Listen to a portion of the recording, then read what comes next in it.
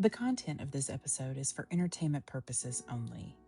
Events and figures discussed are based on documented records, court filings, coroner's reports, and published news reportings.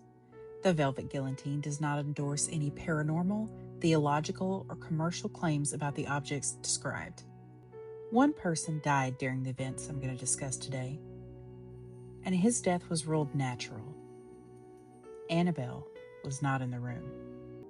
In a yellow house on Knollwood Street in Monroe, Connecticut, behind a plain wooden door, inside a glass case the size of a small closet, sits a Raggedy Ann doll. She is, by every available external measure, unremarkable. Red yarn hair, triangular black nose hand-stitched, the faded smile, the striped stockings, and the pinafore that has been worn soft with decades of sealed air. She is, or was, a mass-produced object, one of millions of essentially identical dolls manufactured in the United States across the middle decades of the 20th century. You probably know someone who had one, or you may have had one yourself. She sits in a wooden chair inside the case. There is a cross propped up against the wall beside her, and the case is backlit red. That's a detail that was added at some point for some reason that is probably very obvious. And on the front of the case, there is a sign. The sign is in all capital letters, and it reads, "Positively do not touch." And there is a second sign, smaller, below it, with another warning, in all capital letters, that says, "Warning, do not touch." And she sat in that case, in that room, in that house, for over 50 years. And during that time, the house around her changed. Ed Warren died in 2006, and Lorraine Warren died in 2019. Their son-in-law took over the collection, and the museum that had operated in the basement was shut down by Monroe zoning authorities. Because apparently you can't operate a paid public attraction in a residential neighborhood because it's a code violation, which is the most mundane sentence that you will ever hear in an episode about a supposedly demonic doll. And for several years, that house sat largely quiet. The case sat in its room, and the signs stayed up. And then in August of 2025, the house was sold. The buyer was Matt Rife, comedian, primarily known for Wild 'N Out and his Netflix specials. He purchased the property alongside a man named Elton Casty, who runs a paranormal YouTube channel, which is a category of person in this day and age. And together, they announced plans to open the house to overnight stays, Airbnb style. You'll be able to book a night in the Warren house, and in the morning, you will walk past the room with the case, and you will see those signs that I just described. The doll that has been described for 50 years as a vessel for demonic entity and attacks people in the night. And she is now, functionally, the centerpiece of a planned bed and breakfast. And I want you to hold that image because we're going to spend this time working out how we actually got here. So welcome to Dastardly Objects, and I'm April Rain. So let me start with the version that you know, or at least that you think you know. Somewhere around 1970, and some accounts say 1968, and I'll get back to why those dates shift in just a moment. A young woman named Donna received a Raggedy Ann doll as a birthday gift from her mother. Donna was a nursing student in her final year of study, living in an apartment in New England with her roommate, Angie.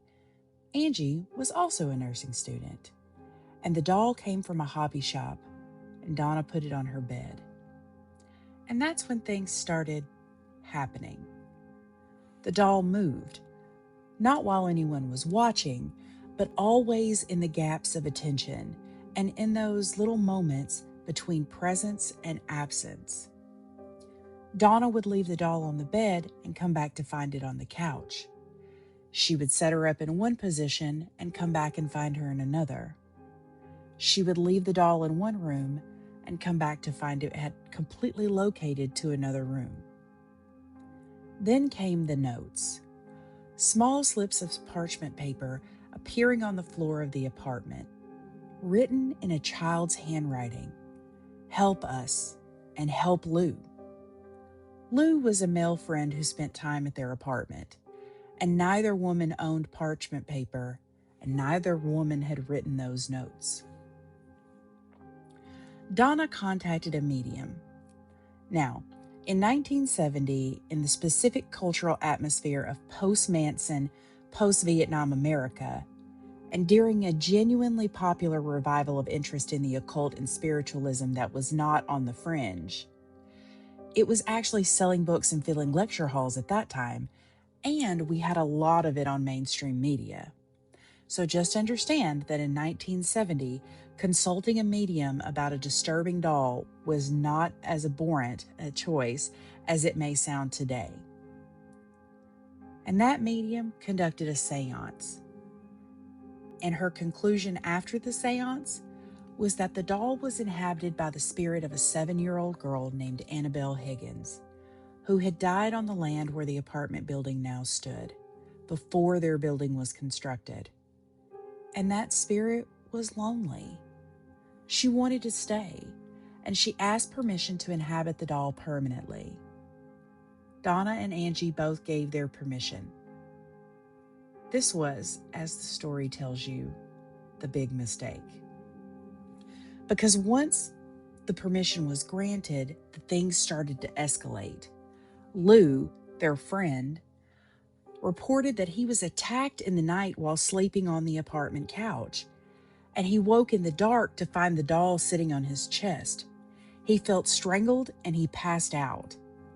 He then woke up to find claw marks across his torso, 7 of them, and they faded in just 2 days. Donna and Angie then went to their priest, and the priest went to his superior, and that superior contacted Ed and Lorraine Warren. And the Warrens came, and they assessed the situation. The Warrens concluded, and this is the theological pivot that distinguishes the Warren version from the medium's version. Their conclusion was that the doll was not inhabited by the spirit of a 7-year-old girl, because the spirits of 7-year-old girls do not, in the Warren framework, scratch adults in the dead of the night. What was in the doll was a demonic entity, a non-human intelligence that used the seance and the women's permission as a vector to attach itself to the object and then eventually to them. The Warrens performed a blessing. They took the doll, they drove to Monroe, and they put her in the case. Then they put up the signs. And they spent the rest of their lives, Ed died in 2006 and Lorraine in 2019, which is a span of roughly 45 years. They spent the rest of those days telling this story.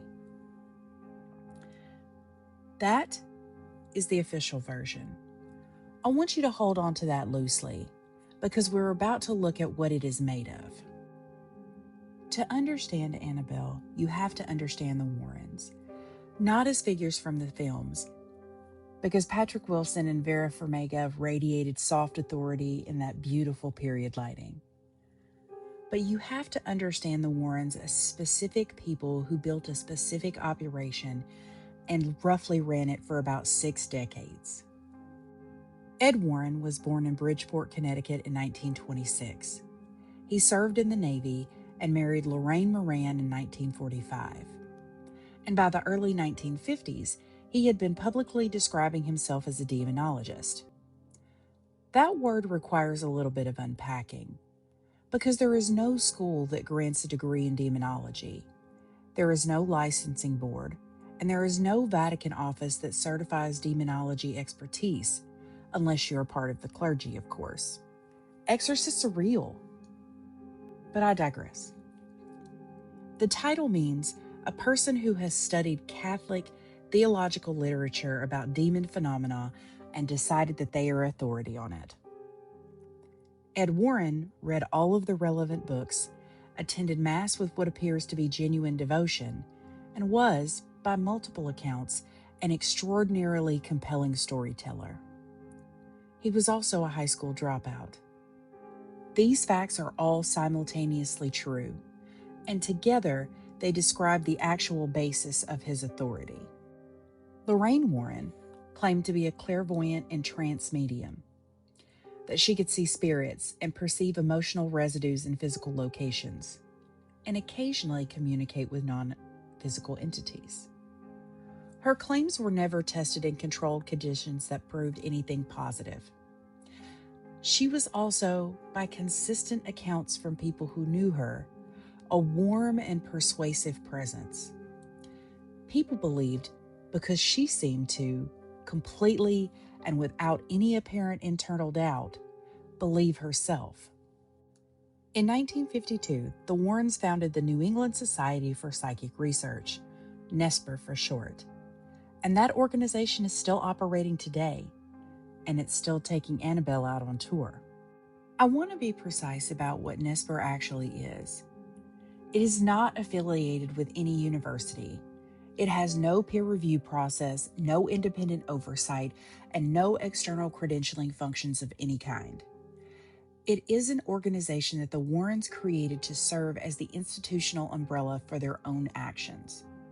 And when the Warrens conducted an investigation under NESPA auspices, NESPR meant Ed and Lorraine Warren. Their credibility was certified by their own organization, and their organization derived its authority entirely from their own credibility. This is a closed loop. It is also, in some form, the loop that underlies most institutional authorities. The Warrens just constructed theirs more visibly than others. The Warrens built their reputation through the 1960s and 70s by attaching themselves to high-profile alleged hauntings: Amityville, Enfield, the Snedeker House in Connecticut, the Smurl family in Pennsylvania. And every one of these cases became famous after the Warrens arrived. Before the Warrens arrived, they were private, local, contested matters. And this is partly because the Warrens were skilled at generating press coverage, and partly because they served as a second function beyond investigation. They were story brokers. They knew how to transform an alleged haunting into a book deal, a lecture tour, and a film option. They were, in this respect, excellent at their jobs. The Snedeker case is instructive. The Warrens brought in horror novelist Ray Garton to write the book version. Garton later stated publicly that when he interviewed the family members, their accounts were contradictory and insufficient to form a coherent narrative, and that Ed Warren told him to fill the gaps with invented material. "Just use what you can," Garton has quoted Warren as saying, "and make up the rest. They won't care." That book that Garton was writing later became The Haunting in Connecticut, and the film adaptation of that book grossed $55 million. Garton has been telling this story publicly, in print and in interviews, for over 15 years, and neither Warren ever offered a substantive response. And I'm not relitigating every Warren case. I am establishing the operating context for Annabelle, because she did not enter the world as a neutral object and later become haunted. She entered the world as the property of people who were, by documented evidence, in the business of constructing and selling stories about haunted things. That context does not prove that the Annabelle story is false, but it does mean that the story cannot be evaluated by pretending that the context is not there. So let me do something that the franchise has never bothered to do, which is walk through the origin story and note carefully what is and is not verifiable. Let's start with Donna. No last name, never publicly identified, and has never in more than 50 years come forward in any documented way to confirm, expand, or contradict the Warren account. She exists in the historical record of Annabelle exclusively within the Warren telling. And her friend Angie, exact same situation. Unknown last name, no public statement, no corroboration from outside of the Warren circle. And their friend Lou, the man who was allegedly attacked, also unnamed. And the scratches on his torso, not photographed, not documented medically, and attested only by the people inside of the apartment. The priest who referred the case upward to the Warrens, also unnamed. The diocese, unspecified. And the Catholic Church has never confirmed this chain of consultation, ever. The medium who conducted the seance with Donna, also unnamed. The hobby shop where the doll was purchased, also unnamed. What this means is that the entire origin story of Annabelle is composed of elements that cannot be confirmed or denied, because none of them can be located. Not a single named independent witness, and not a single outside corroborating document. The doll, she exists, but the story is untethered to anything that would allow it to be challenged. And I want to be precise about what I'm arguing here. I am not arguing that nothing happened in that apartment. But what I am arguing is that we have no reliable way to assess what actually did happen, because the only sources of the story are the people with the strongest commercial interest in the story being believed, and who operated in a documented pattern that included, by testimony of their own collaborators, fabrication. And the date of when Donna received the doll? That's a very small example, but it's very telling. Did Donna receive the doll in 1968 or 1970? The Nesper website currently says 1968, but the Warrens' own book, The Demonologist, says 1970. And these are not the same year, no matter how you slice it. And if the story were anchored to actual evidence with actual documentation, this would not be an open question at all. But it is an open question because the story was never anchored to verifiable events in the first place, and so has no stable version to return to. Every story that cannot be checked drifts. This is simply what stories do in the absence of fixed facts. And none of this proves nothing happened. It proves that we cannot know. And knowing that we cannot know is not the same as already deciding the answer. For the first 4 decades of her life in the case, Annabelle was a regional phenomenon. The Warrens gave occasional tours of their museum. Lorraine appeared on television, there were books, lecture circuits, and there was even a documentary or two. And within the specific subculture of paranormal enthusiasts, she was very significant. But to the broader American public, she was essentially unknown. And then, The Conjuring came out in 2013. Here is something important about The Conjuring's Annabelle, something that gets glossed over. The doll in the film is not a Raggedy Ann doll. Someone in pre-production decided that a soft cloth doll with red yarn hair was not sufficiently frightening enough for a horror film. And the cinematic Annabelle is a vintage porcelain-faced doll, cracked glaze, hollow eyes, and a painted smile with something wrong in it.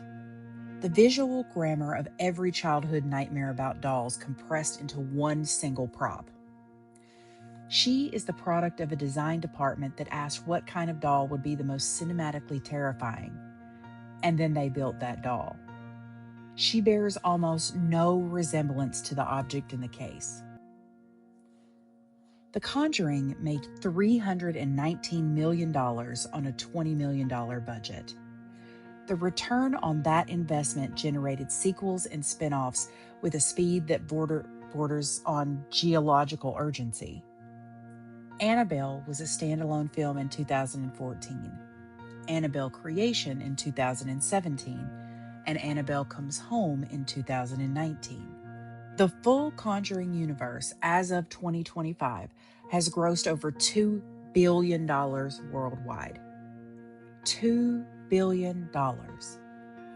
From a story about a Raggedy Ann doll that the franchise couldn't even be bothered to put on screen accurately. The visual replacement is, in retrospect, the most honest thing that the franchise has done. The real Annabelle looks something like your grandmother's spare bedroom, but the cinematic Annabelle looks like a movie monster. The franchise understood that a real doll could not carry the weight of the story that it had been attached to, so it built her a new face. And it worked so completely that the majority of people who know the name Annabelle now picture that porcelain face and not the Raggedy Ann face. The actual doll has been visually displaced by her own fiction. She is the origin point of a brand that has outgrown her. And in the meantime, the situation at the Monroe house has been becoming more complicated in ways that have nothing to do with demonic entities. After Lorraine's death in 2019, Monroe's zoning authority moved on a very long-standing issue. And that issue was that you cannot operate a paid public attraction out of a residentially zoned basement, even a very famous one. The museum closed to tours, and Tony Vera, the son-in-law who had managed the collection since Ed's death in 2006, began taking the objects on the road. And that brings us to 2025. In the spring of 2025, Nesper announced the Devils on the Run tour. The timing was not accidental. The Conjuring Last Rites, which was being billed as the final film in the franchise, was scheduled for a September release in 2025. The tour would bring Annabelle and other objects from the Warren collection to venues across the country, for audiences willing to pay for the experience of standing in the same room as that doll. The slogan read, "For those brave enough to face her." These were sold-out events, y'all. Lines around the block. And in New Orleans, a rumor spread on social media that Annabelle had gone missing during a tour stop, that she had either escaped her case or she had been stolen. Nesper immediately issued a very public denial. The rumor evaporated, but was immediately replaced by a new one. And this is what happens to objects that have achieved sufficient folkloric density. They begin generating their own incidents, independent of anything that actually happened. The legend absorbs the rumors, and the rumors feed that legend. The cycle requires no input from that object itself, by the way. Dan Rivera was Nesper's lead investigator, a Connecticut native, a U.S. Army veteran, a husband, and a father of 4. By all available evidence, a genuine believer. Someone who had spent years working with the Warren collection and who had become Annabelle's primary handler and spokesman. The man who stood next to the case at the events and told audiences what they were actually looking at. He wore blessed gloves to handle the doll, and he believed in what he was doing. And on July 12, 2025, Rivera presided over a sold-out Annabelle event at the Solders Orphanage Homestead in Gettysburg, Pennsylvania, the final stop of the tour. Photographs from the event show him at the lectern, the case behind him, and a full house in front of him. The following morning, July 13, 2025, Rivera was found dead in his hotel room. He was 54 years old. The Adams County coroner investigated. Dan Rivera had a known documented history of cardiac problems. His death was consistent with those problems. His cause of death was officially listed as cardiac arrest, and his manner of death was listed as natural. The coroner's statement did include one additional sentence, and I want to read it carefully to you verbatim, because I think it is the most revealing thing in this entire story. It is confirmed that Annabelle was not present in the room at the time of his passing. End quote. Think about what that means for our county coroner, a medical professional whose job is to determine the biological cause of someone's death. He felt it necessary to include in an official statement a clarification about the location of a Raggedy Ann doll. And it was included not because anyone with legal authority thought that the doll had killed Dan Rivera, but because the internet had decided it had. Because the legend of Annabelle had accumulated sufficient institutional weight that an Adams County coroner felt his investigation was incomplete without addressing the doll's whereabouts at the time of the natural death. The Pennsylvania State Police noted there was nothing unusual or suspicious about the scene at all, and that Rivera had passed of a heart condition that he had been living with for years. The doll was not in the room. None of that fully punctured the narrative that circulated online for days after his death. The curse is real. He should not have touched her. He touched her too many times. He was punished for treating a demonic object like a tourist attraction. The Conjuring, Last Rites, opened on September 5th, 2025, and the director described Rivera's passing as a curveball and said the production team handled it as respectfully as possible. The film includes a tribute to him in the credits. A Hollywood franchise paid tribute to a man whose natural death, adjacent to their intellectual property, during the tour that they had timed for its release, generated the most effective piece of ambient marketing their release cycle received. Y'all, the engine runs. And then 3 weeks after Rivera's death, on August the 1st, 2025, Matt Rife announced his purchase. He called Annabelle the most important piece of paranormal history in the world. And I want you to sit with that phrase for just a minute. Not with a contempt for Rife, who appears to be a genuine enthusiast who purchased something that he actually cares about, and whose plans to reopen the house to the public seem like a reasonable stewardship decision for an institution that has been sitting closed for about 6 years now. But the most important piece of paranormal history in the world? That is a remarkable claim for a mass-produced cloth doll that came from the 60s. Accurate. And what it is describing is not the doll, but the case. And let me try to say what I actually mean by that. So I want you to strip away the Conjuring universe. Strip away that $2 billion. Strip away everything the Warrens said and everything built on top of what the Warrens said. What is physically in that glass case in Monroe? A cloth doll, manufactured most likely by the Knickerbocker Toy Company at some point in the 1950s or early 60s. There are thousands of dolls that are physically indistinguishable from the one in attic boxes, antique stores, and estate sales across America right now. And some of them are in better condition. Some of them are in worse condition. And none of those other ones are even close to being famous.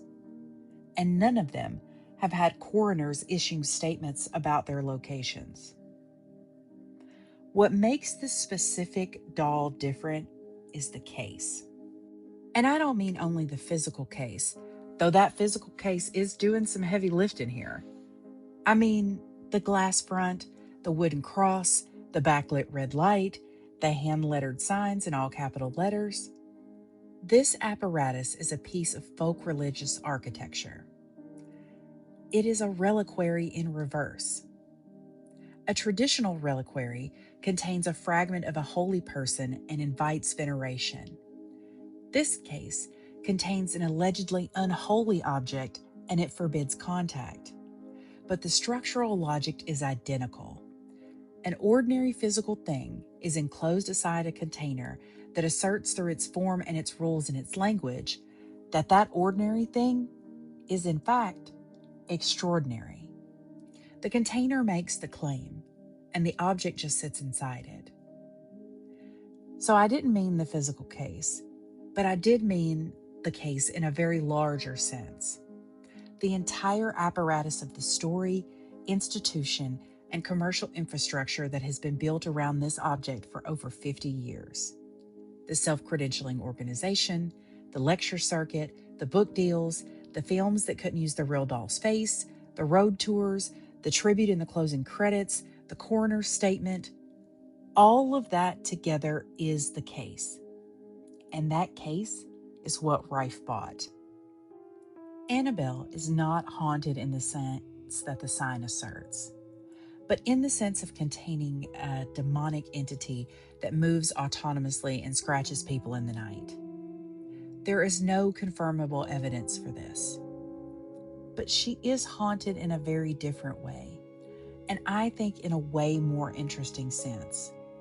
She is a site, a place where meaning has accumulated through 50 years of continuous institutional investment, commercial pressure, theological claim, and mass collective attention.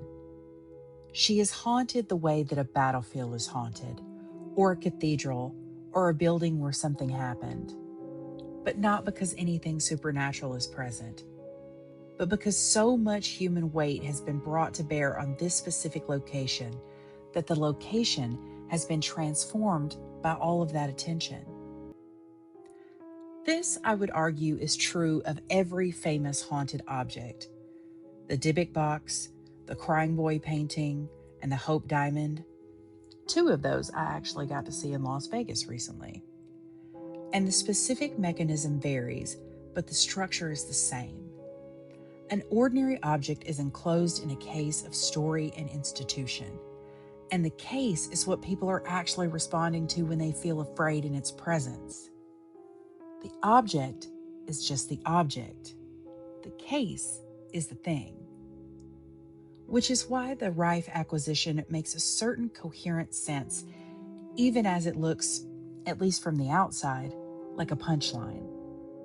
That doll has become an institution, and institutions can be bought and sold.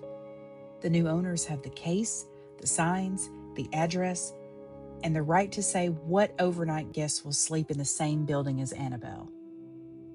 That sentence carries 50 years of accumulated meaning regardless of anything else about it.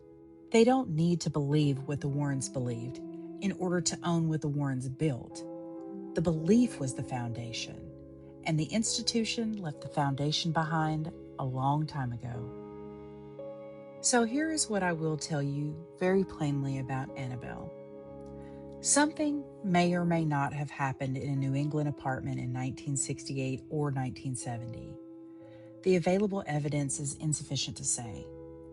Donna and Angie and Lou and the medium are all either anonymous, private, or have passed away. The origin of this story cannot be audited. But what can be audited is everything that followed. Ed and Lorraine Warren took an ordinary Raggedy Ann doll, put her in a glass case, attached a theological and institutional framework to her, and spent decades telling and retelling and selling that story. The story was amplified by a film franchise that redesigned the doll's face because the real one wasn't frightening enough. The franchise crossed $2 billion. A man passed of cardiac arrest in a hotel room after the final stop of Annabelle's national tour. And the doll was not present, but the coroner still noted this in an official document. And the death was absorbed into the legend as evidence for it. 3 weeks later, a famous person bought the house. Nobody in this chain had to believe that the doll was haunted for any of this to happen. Ed Warren almost certainly did believe it, though. The film producers almost certainly did not. Matt Rife, he may or may not. Dan Vera, by all evidence, he did. And his death, which had nothing to do with any doll in any kind of way, will be invoked as proof of her power for as long as that story continues. The system does not require belief. It only requires that the question remain open. and that the case stays closed, and that the sign stays up. Positively do not touch. She has been sitting in that chair for 50 years. She is a doll. She sits where she is placed. Everything else, the case, the cross, the red backlight, the signs, the franchise, the tribute, the Airbnb, well, that is what people do. That's what people have always done. This has been The Velvet Guillotine.